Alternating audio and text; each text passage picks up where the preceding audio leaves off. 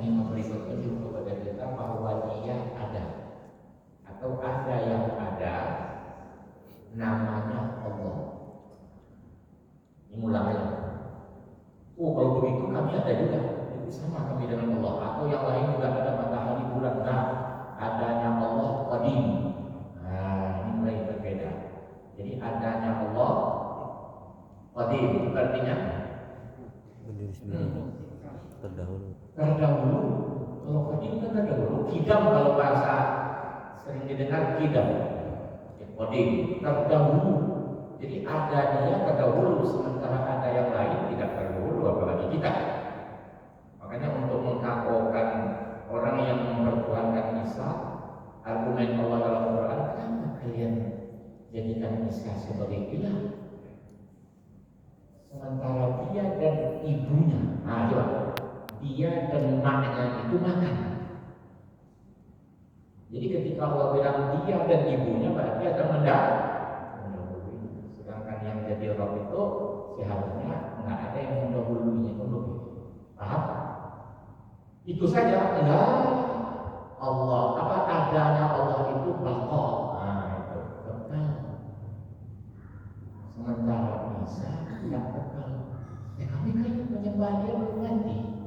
Ya, tapi di dirinya kan ada yang tidak kekal. Apa itu? Karena kalian tidak tahu biologi saja. Kalau kalian mengerti biologi, pasti kalian tidak mau mengeluarkan dia lagi. Kenapa? Karena setiap hari di badannya itu ada yang hilang. Betul nggak? Apa itu? Sel-sel kita kan tiap hari. Betul nggak? Darah, ulang. Tadi ya, kalau tidak makan kenapa mati? Asbabnya karena darah. Namanya hilang. Itu saja enggak. Adanya Allah itu qiyamuhu binafsi, berdiri.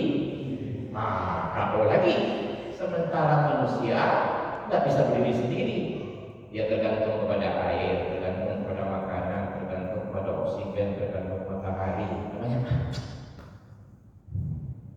Nah, kita boleh membedakan Dia. Dia adanya mukhalafatul lil hawadits. Dia berbeda dari seluruh yang baru. Ini penting. Di samping untuk mengokohkan yang tadi, nanti kalian ketemu dalam Quran atau hadis dari Nabi bahwa Allah itu seolah-olah serupa dengan makhluk. Dia punya tangan, Dia pergi ke aras, Dia turun setiap malam, ada di mana-mana. Mana itu? Kalau ketemu begitu langsung mukhalafatul hawadits. Dalilnya laisa kamitslihi syai' wa lam yakul lahu. Jadi kalau begitu tidak perlu lama-lama di situ. Apa yang dituju oleh Allah dengan membicarakan ini? Pasti ada unsur lain yang bisa membuat kalian maju. Coba itu juga kalian bikin, nanti kalian berantakan. Tafakkaru fi khalqillah wa la tafakkaru fi dzatihi. Intafakar fatahlah. Pikirkan ciptaan Allah, jangan pikirkan zat Allah. Kalau kalian pikirkan, suruh kalian mati, gitu. Nah, kenyataannya karena persoalan itu berantamlah para teolog dari dulu sampai sekarang. Berantam Asy'ari dengan berantam Al-Asy'ariyah tadinya enggak, sampai umur 40 dia masih Mu'tazilah. Sampai umur 40 masih Mu'tazilah. Karena dibilang 40 tahun Mu'tazilah. Karena ayah Al-Asy'ari itu Al-Jubai itu orang tokoh Mu'tazilah. Ayah kirinya. Jadi ayahnya meninggal masih kecil dia, nikah ibunya dengan tokoh Mu'tazilah Al-Jubai. Maka dia jadi mengikut Mu'tazilah sampai umur 40 tahun. Kemudian berangkat Maturidi, berangkat Salafiyah, apalagi Salafiyah apalagi berantak sama Mu'tazilah. Di antaranya apa? Gara-gara tadi tentang ayat-ayat tasbihat itu. Ya, ini sekilas saja. Sudah itu apa lagi yang membedakan Dia? Bagaimana keberadaan itu? Bagaimana? Wahdaniyah. Apa? Wahdaniyah. Wahdaniyah itu satu-satunya.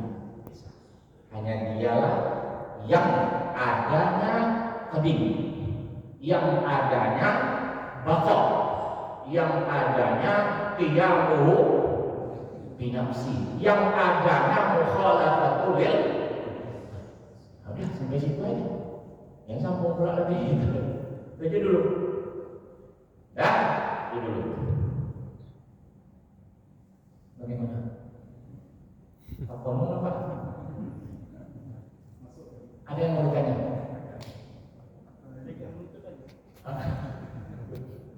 Oke? Nah, malam ini saya akan tanya itu lagi. Wah, jadi saya loncat-loncat ini. Yang mau kita muzakarahkan insya Allah adalah hijrah. Apa?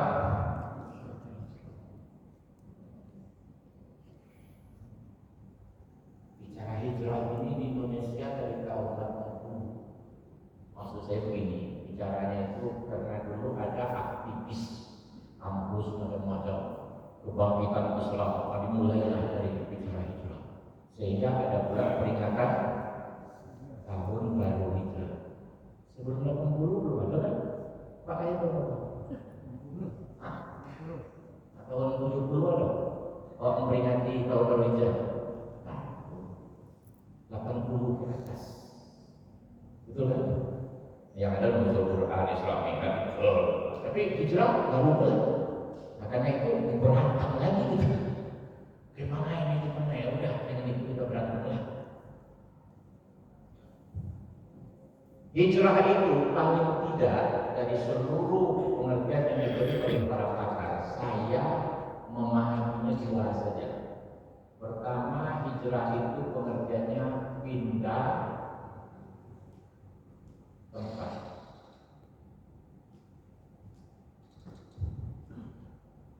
Jadi hijrah apa? Dalilnya mana? Perpindahan Nabi dari Mekah, oke? Yathrib dulu. Kemudian sesampainya beliau di sana digantinya jadi Madinah. Madinah artinya Kota. bukan kota perawan apa? Madinah. Kota. Jadi Nabi sudah merancang ini. Nanti orang akan bicara masyarakat modern, masyarakat kota. Yang sebenarnya belum mau kalian betul-betul menikmati sebagai masyarakat maju ya contohnya Madinah. Ya, satu. Yang kedua, bisa diberi pengertian hijrah itu adalah perubahan. Apa?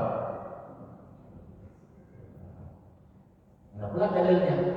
Dalilnya al-muhajiru man hajara ma Allahu anhu. Orang disebut hijrah ketika dia meninggalkan seluruh yang dilarang Allah. Apa yang dilarang oleh Allah dia tinggalkan. Itulah hakikat hijrah. Kan perubahan kan? Hah? Kok dulu sepakat kan nih? Saya sekarang ini penjudi. Hijrah, tinggalkan judi, karena itu dilarang. Ya kan? Saya meninggalkan itu kan perubahan kan? Dah. Kemarin waktu Obama naik, si bukunya cek perubahan. Jadi istilah pula perubahan. Udah lama. Kadang-kadang apa pula lupa. Padahal di rumah tonggok emas sebesar yang masjid, orang punya emas sebesar teling. Ayah nampak masa orang hebat, masa awak tak nampak. Ya.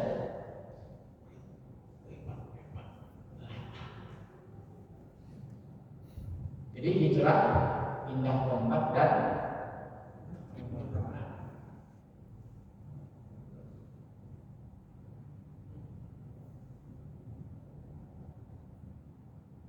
yang disuruh hijrah siapa? Manusia. Iya kan? Manusia yang disuruh hijrah.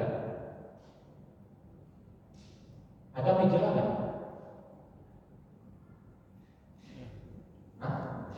Dari mana? Surga. Pindah tempat? Ada perubahan nggak? Makanya nanti ada kesimpulan tidak ada satu nabi pun yang tidak hijrah.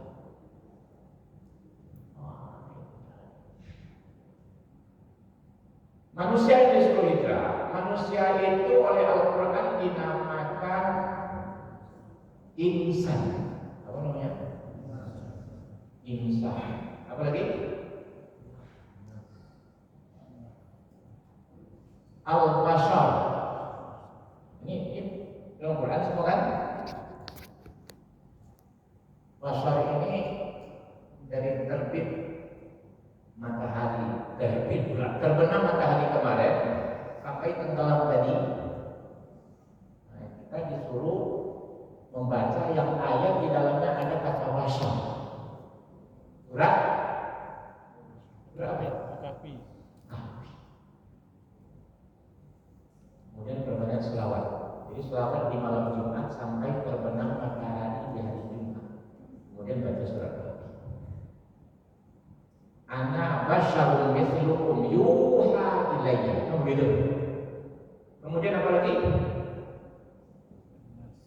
An-Nas. Ada lagi nama manusia itu dipanggil An-Nas. Itu apa lagi? Bani. Ini disebut manusia.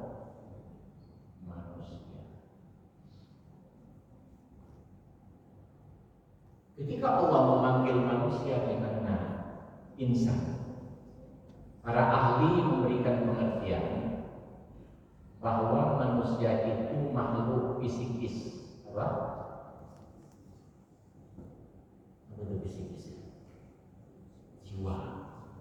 Katakanlah yang gaib gitu ya. Ya, ini manusia itu adalah makhluk psikis. Jiwa. Bersifat batin. Ketika Allah memanggil manusia dengan bashar, berarti yang dimaksud adalah manusia itu makhluk biologis. Ana basyarun mithlukum, saya manusia seperti kalian, kata Nabi. Maksudnya apa? Saya punya kulit, punya mata, telinga, saya perlu makan, ya, ada kaki, biologis. Nah, kami S5 nih bukan? Ya, S3 berarti S5. Ya. Kalau S3 nanti harusnya aku ada oke. Mencek S5. Anas apa? Manusia dipanggil nas. Ada apa? Berarti manusia itu makhluk sosiologis. Logis saja. Makhluk sosial. Dia tidak bisa sendiri. Dia butuh. Dia akan ada. Tidak bisa sendiri. Manusia makhluk sosial. Ya. Ketika dia bicara Bani Adam, apa berarti Bani Adam? Keturunan Adam. Oh, paling tidak, ini paling tidak ya, ini bukan ini aja, besarnya lain ini. Ini paling tidak Allah pasti tahu lah bahwa Darwin akan lahir. Apa? Darwin akan lahir bikin kacau. Apa? Manusia dari perak. Enggak, manusia itu makhluk tersendiri. Tidak dari perak. Paham? Jadi Bani Adam, kenapa dipanggil ya Bani Adam? Hai keturunan Adam. Bahwa kita dari Adam, bukan dari perak. Bukan dari iblis, bukan dari malaikat, bukan dari jin, ya, bukan dari hewan, bukan dari keturunan sama.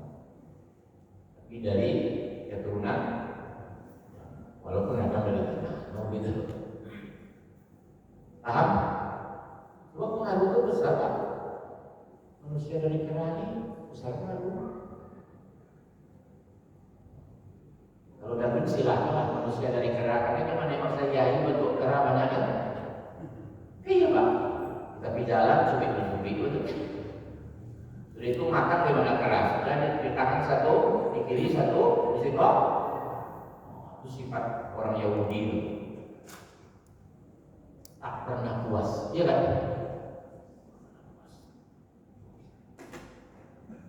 Terima kasih Pak. Dan ini belum nampak ini. Ini penting. Karena ketika Allah membuat peraturan, itu ini.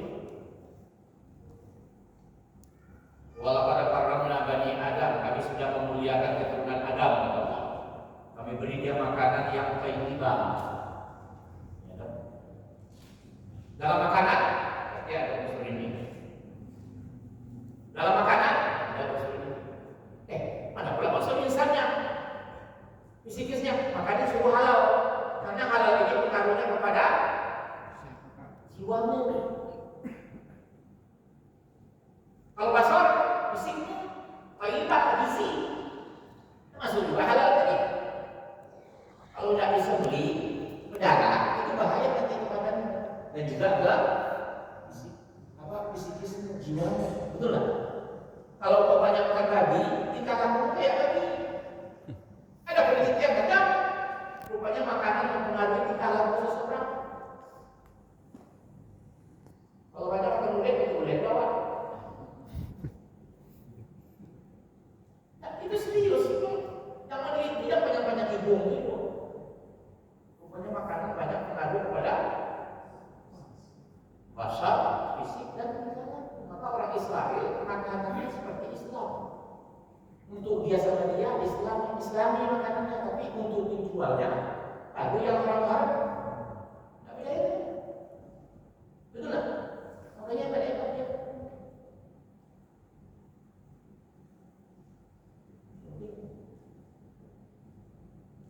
Nah, coba satu peraturan Islam nanti lain. Apabila kau beriman kepada Allah dan adanya hari akhirat, hendaklah kau apa? Berbuat baik kepada tetanggamu. Nah, itu apa tuh? Ya, kau malu sosial. Kalau sakit Pak, ada saudara orang kayu di Jakarta yang tahu tak tetanggamu, walaupun dia kafir, betul tak? Maka dia akan Islam kafir dia, kau harus hormati selama dia tidak mencederai kau. Karena kau malu sosial, butuh. Di Malaysia ada butuh. Ya, paham ni tak? Mudah-mudah. Ni insan ada juga. Kalau setiap hari kau pulang, tanpa kau pandang sebelah mata terus, jiwa guncang. Wow, insan guncang. Tapi kalau Pak, kalau pulang Pak, iya Bu, iya Pak, apa kabar? Alhamdulillah.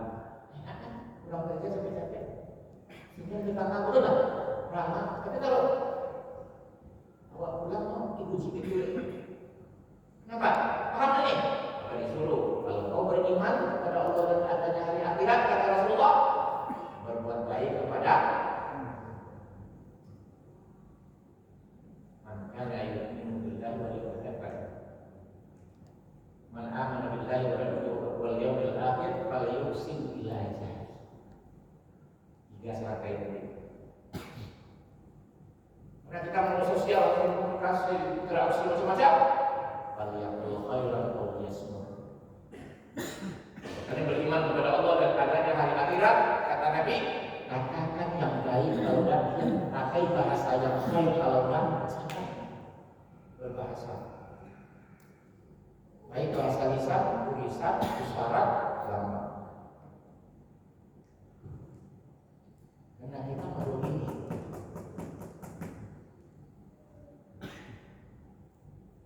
Betul. Bisa dipahami ini, anak muda? Anak muda bisa paham. Kenapa disebut insan? Kenapa basar? Kenapa nas? Kenapa Bani Adam? Paling tidak inilah, paling tidak kita akan menunjuk keterangan yang jelas tadi. Kemudian manusia itu terdiri dari dua, roh dan jasad. Roh dan jasad. Ini nanti mana di sini Pak? bahwa adanya manusia dan keberadaannya proses dari hijrah. Jadi suatu keniscayaan. Karena ada kita dan keberadaan kita ini proses roh dan jasad. Nah, mulai kalau bantu saya yang ahli. Roh nanti, jasad dulu. Jasad manusia dari apa? Dari tanah. Mana yang tulisan biologi? Ya jadi salah. Iya salah. Dua biologi. Ya, biologi mana biologi? Yang biologi mana? Yang jurusan biologi ada sini kan? Oh, udah kira begitu. Yang tanam. Nah, saya tak ahli ini, yang saya tak terang. Cuma Al-Quran memakai kata turab, tanah, tin, tanah, sosol bin Hamad masnun, tanah liat, tembikar macam-macam. Jadi kalau begitu Al-Quran sudah menunjukkan macam-macam tanah. Betulkah tanah ada macam-macamnya? Nah, sudah itu saja. Nah, kan nampak perlu. Bapak tanya sama saya, tidak bisa saya jelaskan sedikit. Perlu ilmu biologi. Nah, jadi manusia sepakat dari tanah. Nah, tidak di tanah ada tumbuh-tumbuhan dan hewan. Ya, betul. Ini rumit ya. Apa dia tumbuh-tumbuhan dan hewan dari tanah?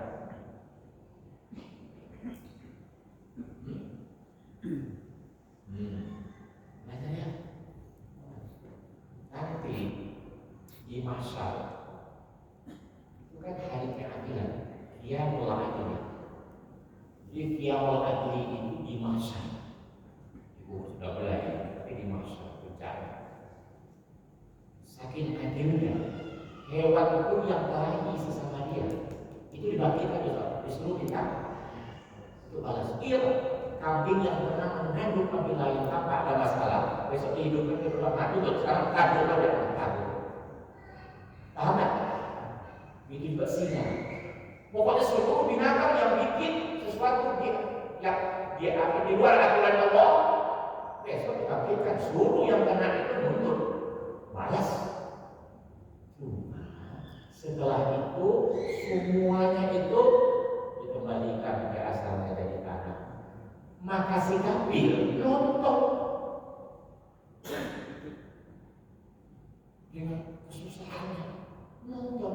Apa kata si kafir waktu itu? Ya laitani kuntu turaba. Aduh, kiranya kalau dapat pula kayak hewan itu saya jadi tanah, nggak jadi dihukum. Atau dihukum sekali jadi tanah, tidak ada masalah. Nggak bisa, kata Allah. Nggak bisa. Paham? Jadi si kafir besok minta pula jadi tanah kayak hewan. Nggak bisa. Kau nggak begitu. Masuk, habis, bangkit lagi, habis, bangkit, tukar lagi, habis kulitmu, bangkit kulit baru lagi. Maka disebut yang disiksa dalam neraka layak mutu wa layaknya. Nah, dikasih mati tidak boleh, dikasih hidup tidak boleh. Paham?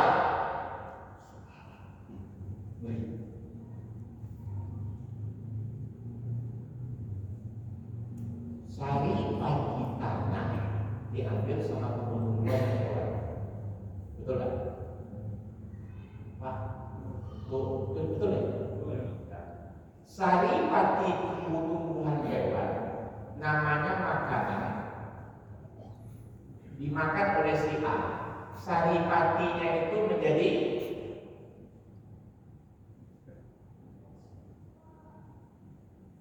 iya nih. Sari pati makanan, mana yang biologi ini? itu menjadi sperma, betul lah? Ini kaji, mesti dibuka, maaf, betul?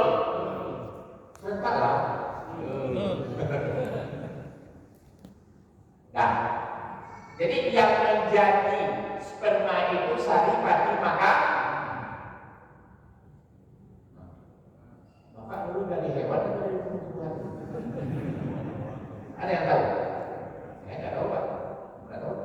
Entah dari limau dulu dimakan ayam, jadi saya, atau dari nasi, atau dari pucuk ubi. Kita nggak tahu, betul nggak Pak? Pokoknya sperma dari saripati, ya sudah. Makanya kita sendiri nggak tahu sebenarnya. Dari apa asal kita ini dulu? Dari ayat kita ini. Karena dia makan itu jadi ini. Betul nggak Pak?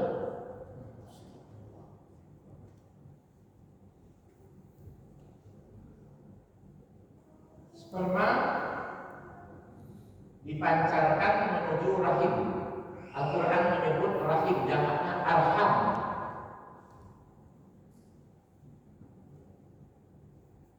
Kata rahim seakan dengan kata ar-Rahman, ar-Rahim dan Rahman. Ya. Jadi kata rahim itu seakan dengan kata ar-Rahman, ar-Rahim, Rahman. Ar-Rahman, ar-Rahim Allah. Kemudian Allah kata Nabi punya 100 rahmat. Berapa? Yang diturunkan ke dunia 99 dan lebih. Kata Nabi, Rahim kata Allah adalah namaku yang kuletakkan di muka bumi. Siapa yang menghubungkannya, aku hubungkan. Siapa yang menutupnya, aku putuskan. Di hadis lain, siapa yang merusakinya, aku rusakkan. Laknat. Maka zina besar hukumannya.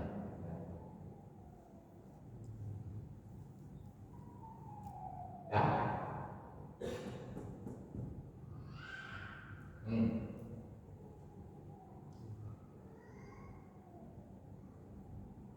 Hijrah tadi apa? Tidak tempat. Mulai dari sini. Jasad ini berasal dari tanah. Pindah tempat ke sudah berubah belum? Berubah. Dari tumbuh-tumbuhan hewan jadi makanan. Berapa kali berubah ini? Kalau seseorang dia makan ayam, ayam digulai, ada berapa perubahan? Dikunyah sama si A ayam ini. Nah, itu sampai di sini jadi apa nih? Ada yang jadi ampas, ada yang jadi darah, ada yang jadi daging. Saripati tadi jadi berapa kali berubah? Kalau tidak setuju, ubah. Kalau tidak setuju dengan Allah, ubah pabrik itu. Saya kalau makan langsung jadi mutiara.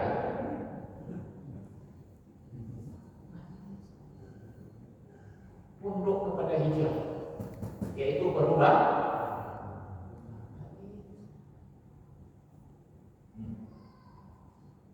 Nampak? Kita bisa jasmani dulu, rohani. Nampak perubahan? Jadi hijrah, betul? Jadi adanya manusia itu dan keberadaannya adalah proses jasmani.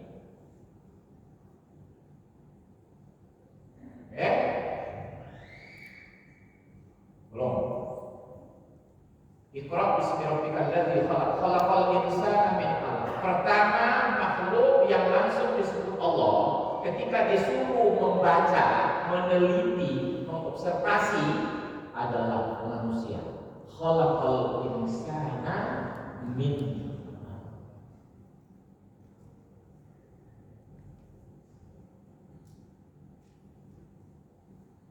Diartikan segumpal darah. Boleh. Tapi ada yang menarik. Kata alaq seakan dengan kata alaq dan ta'alaq.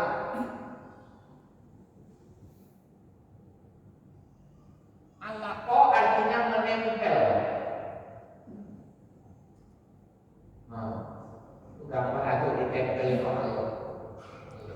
mu'alaf ditempelkan itu.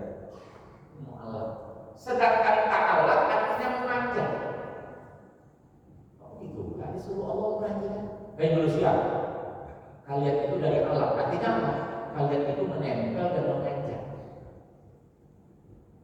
Ketika sperma terpanjang sebelum sampai ke rahim, itu rahim sudah siap itu, betul kan?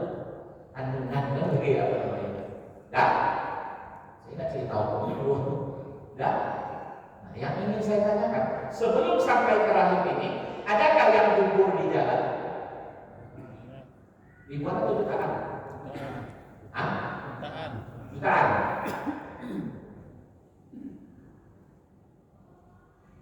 Gugur di jalan jutaan. Ketika memanjang, paham kisaran ini? Seolah-olah kan memanjang ya. Kan di sini rahim kan di situ rahim. Manjang. Paham ya? Ini pikir maksudnya bukan. Satu filosofis. Yang kedua, mana yang mudah menurun atau memanjang? Mana yang perjuangan dari kan? Siapa yang mendapat itu Musa? Setelah sampai di rahim, mengambang atau menempel di dinding rahim? Itu maka sebelum. Ya. Setelah sampai di rahim, masih adakah pembunuhan? Nggak ada. Perkembangan, betul nggak? Jadi daging, tulang, betul? Tapi sebelum sampai di sini, apa yang terjadi?